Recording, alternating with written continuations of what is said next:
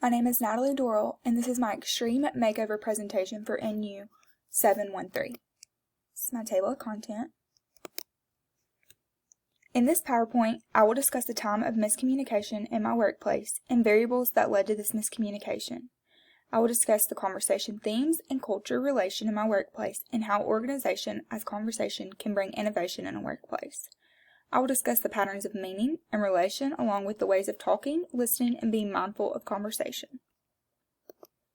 Miscommunication example. One busy morning while I was a nurse in the emergency department, a patient was brought back to my room that was clearly septic. Her blood pressure was low, her fever was high, and she was altered. The physician had just got there and he had to round on several patients. Upon entering my room, he noticed the patient's condition and ordered me to get IV access and initiate our sepsis protocol. I was to start at least 2 large IVs and hang fluids, along with initiate the appropriate antibiotics and treat the patient's fever with Tylenol. After many attempts, I could not initiate an IV.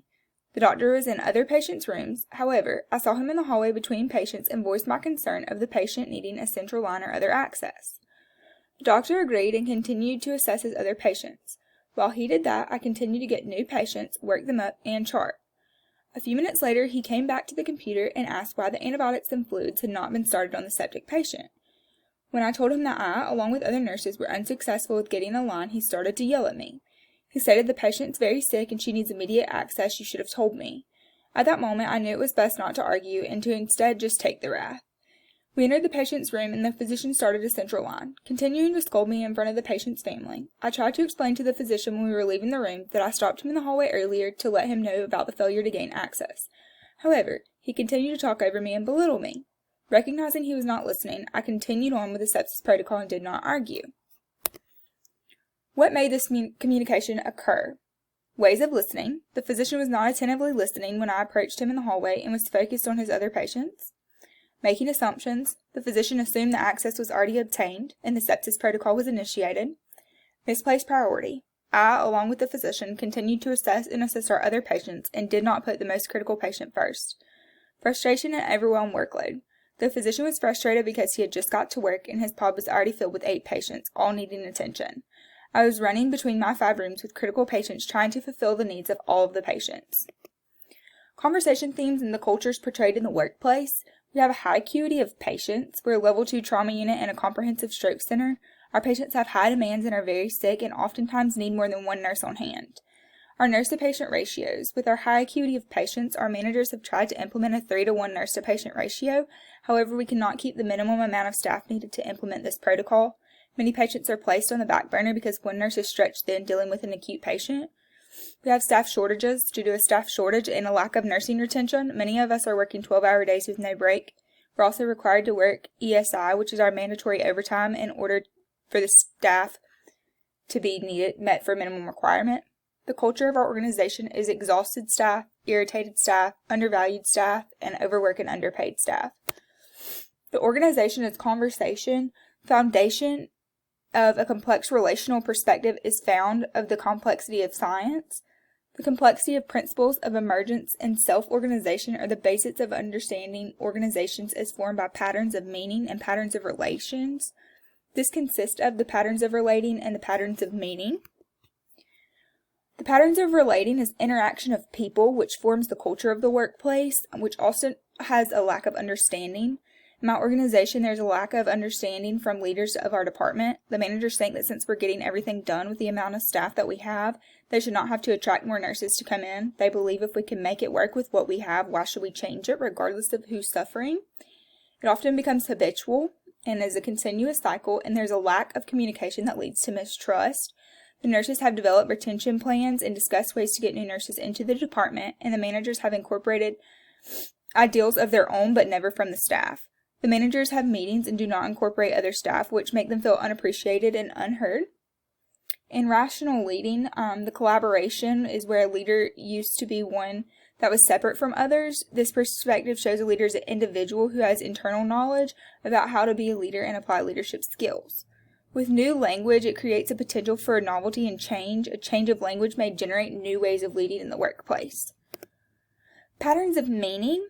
Specific themes of an organization would be like their mission and vision. Ours is specifically to promote healing, prevent disease, educate medicine's brightest mind, and bring wellness and prosperity to the region.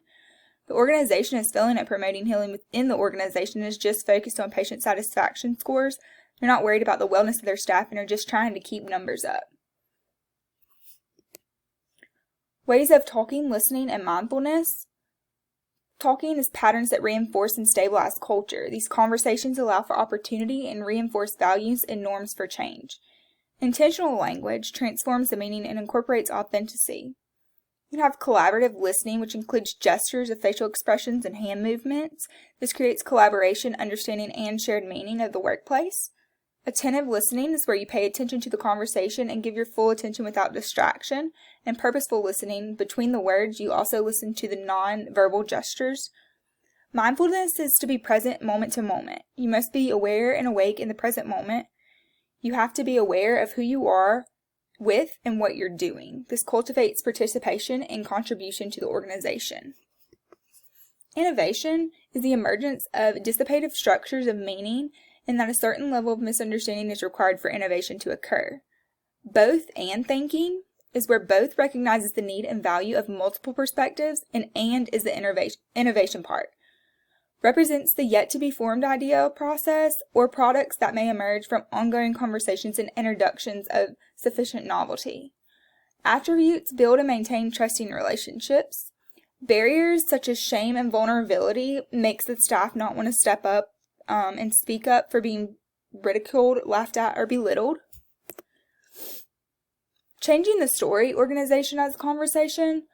The organization could use horizontal communication, which is new ways of communicating, and honest conversations, and participate in employee engagement, welcome input and ideals from employees to better the organization, and encourage we relationships with the staff. Changing the story patterns of relations. Relational leading is where the leader must first recognize that they cannot be a good leader alone. All leaders obtain achievements with a co-active process and other employees. They could obtain new language and create a new language that creates a potential for change, collectively engaging all staff relationally, allowing for the organization to move forward. Change the story patterns of meaning. They can emphasize the mission and vision. First thing I would do to change the patterns of meaning is discuss the mission and vision and not just talk about it, but integrate it into our daily workplace and make sure our own staff was healthy, because you can't make sure others are healthy before your own staff is. Gesture response interactions and promote connection and conversation. Genuinely listen to those that are speaking to you and engage in conversation. Integrating staff to adjust into the workplace so they feel heard and do not shoot down their ideals and belittle the staff. Changing the story, ways of talking, listening, and mindfulness. With talking, you need to intentionally choose your language and your tone. With listening, you need to attentively listen to the conversation and the nonverbal gestures. And with mindfulness, you need to be aware of who you are and what you're doing. Changing the story, innovation. I would encourage change by not shaming people that have ideas to improve our organization, but instead incorporate the ideals and discuss them. Use both and thinking. I would recognize others' perspectives and implement them. Transformational conversations to encourage innovations and ideas. The extreme makeover. One busy morning while I was a nurse in the emergency department, a patient was brought back to my room that was clearly septic and needed quick intervention. Her blood pressure was low, her fever was high, and she was altered. The physician had just got there and he had to round on several patients. Upon entering my room, he noticed the patient's condition and ordered me to get IV access and initiate our sepsis protocol. I was to start at least 2 large bore IVs and hang fluids, along with initiate the appropriate antibiotics and treat the patient's fever with Tylenol. After many attempts, I could not initiate an IV. The doctor was in other patients' rooms, however, I saw him in the hallway between patients and voiced my concern of the patient needing a central line due to her condition. The doctor agreed and continued to assess his other patients. A few minutes later, he came back to the computer and asked why the antibiotics and fluids had not been started on the septic patient. When I told him that I, along with other nurses, were unsuccessful with getting a line, he stopped charting and instructed me to set up a central line kit and grab him when I was finished. After prepping the central line, I grabbed the physician. We entered the patient's room and the physician started a central line, educating me on the importance of fluid bolus and antibiotic administration in septic patients and discussed the time sensitivity of it. After the patient was transferred to critical care, we were able to talk about how both of our actions led to a delay in care for the patient and discuss a mutual understanding of how I need to come get him out of a room to obtain access on a critical patient and not wait around so the patient is appropriately cared for.